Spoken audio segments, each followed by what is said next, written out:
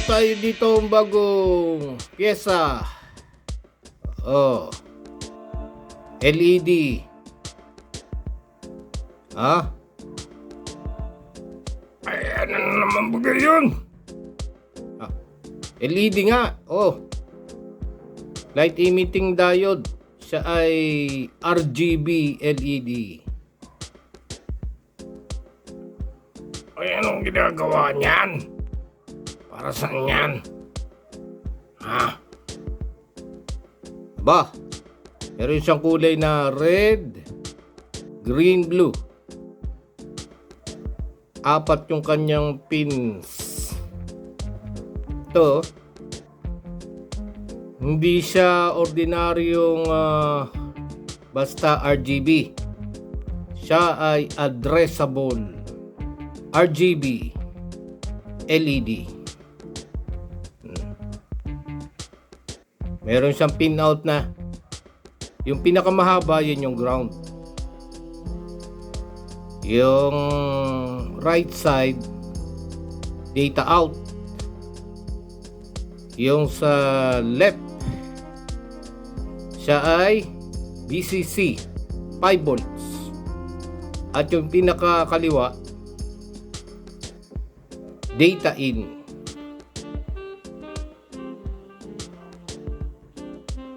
Hindi natin kayang pailawin ito ng rekta sa... Uy, ano yun? At nabago?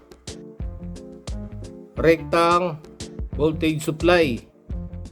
Kasi siya ay addressable. Kailangan natin siya ng controller. Dahil meron siyang sariling driver. Nasaan driver niyan? Nandun sa loob ng bulb. May driver yan doon sa loob. Ang kaya lang nating gamitan o gamitin dito ay microcontroller ang makakapagpailaw dito.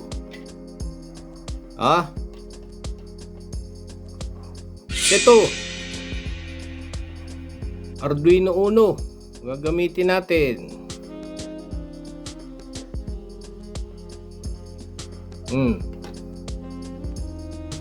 Tayo ay mag-coding.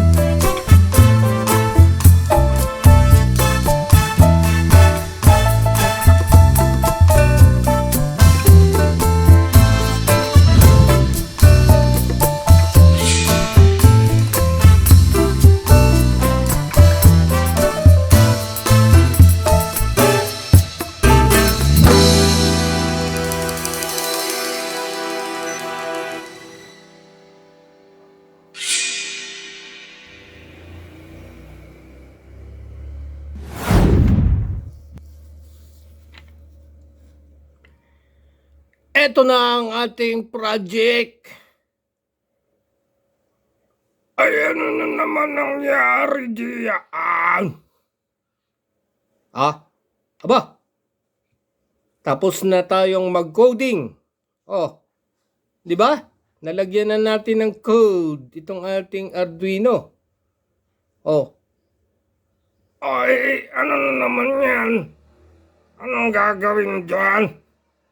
Aba, pwede na nating lagyan ng external na battery.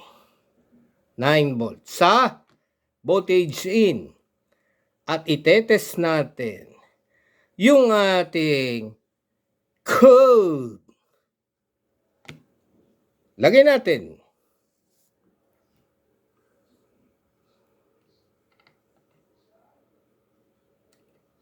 Oh.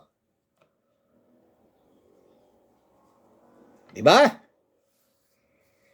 Meron na tayong blink code. Ayan o. Green. So, gumamit tayo ng Arduino library. Yung tinatawag na Fast LED program o code. At ito ang naging result niya. Blinking LED. Diba? Oh. Meron na tayong project.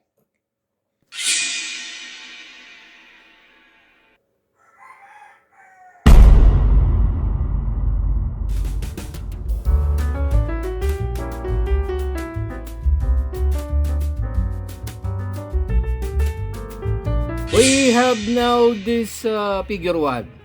Addressable RGB LED circuit diagram. So this is the circuit diagram of our project. We have the microcontroller, the Arduino Uno.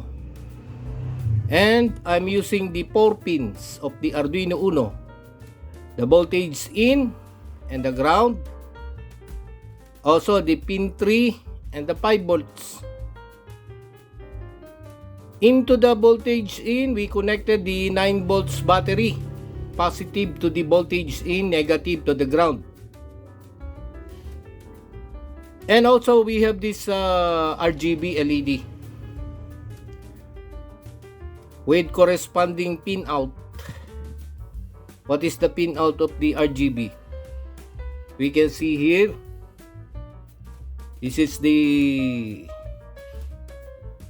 pin out of the RGB.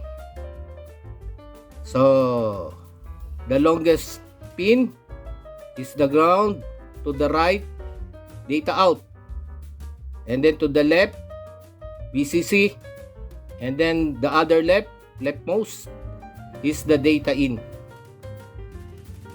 So considering this component, we are using 4 pins, but in our project we are just using ground, VCC, and data in. We do not use data out or the pin number 4 of this RGB LED, because this pin number 4 is data out, which is used for connecting another piece of LED, for cascading another LED, or if we are going to use another LED, we use this pin data out, and then if we're going to use another LED, must be connected to the data in of another LED. The data out of this LED must be connected to the data in of another LED if we're going to use this pin number 4, the data out. So we're just using the 3 pins.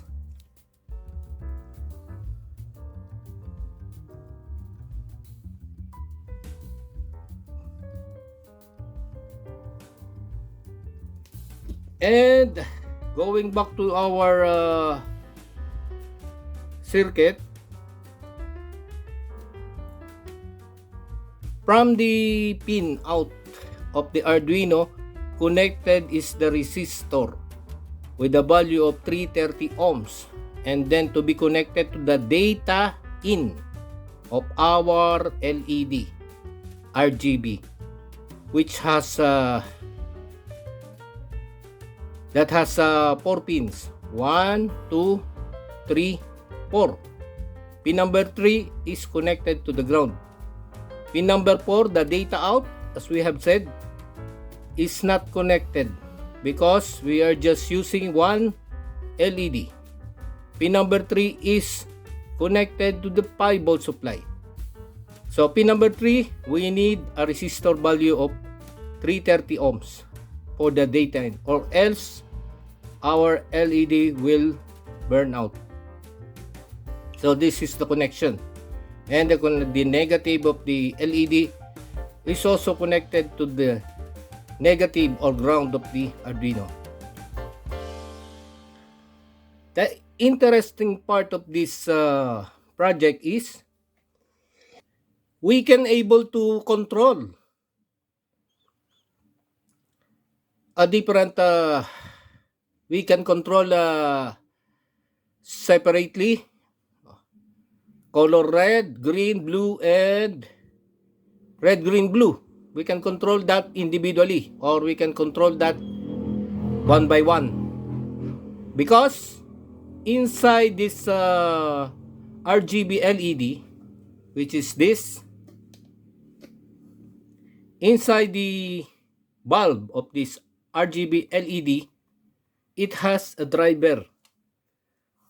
For if this is the RGB LED, inside there is a driver which can able to drive the 3 colors: red, green, blue.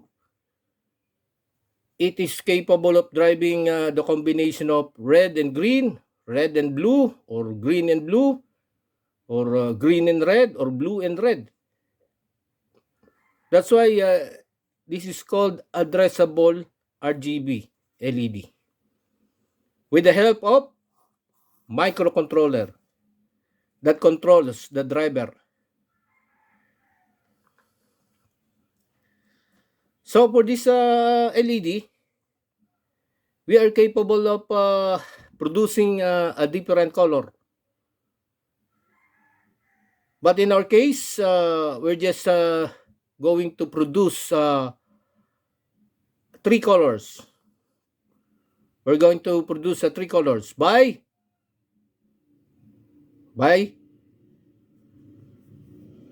doing by making another set of codes. We're going to test if this is really an RGB LED by making another code, and we're going to see the color red, green, blue depends on the program. So from the out, pin out, or the out, data out of the microcontroller, we can able to control the red, green, blue.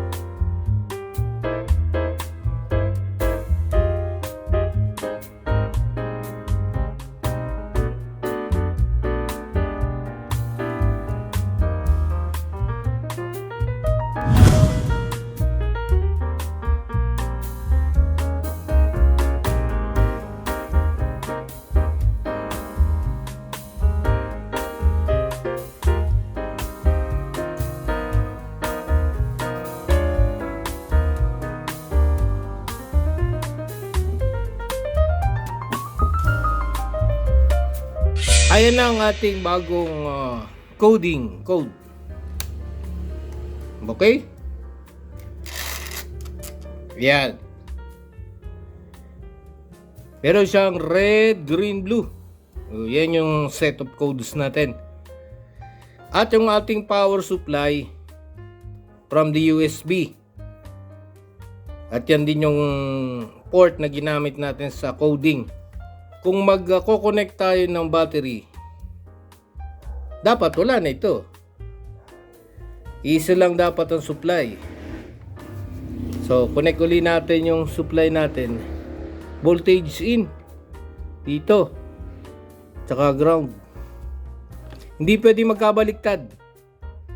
Masisira yung Arduino. Kasi wala siyang protection. Ayan. Diba?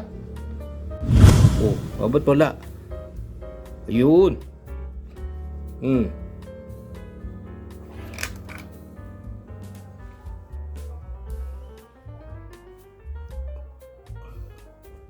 Diba? Gumana na siya.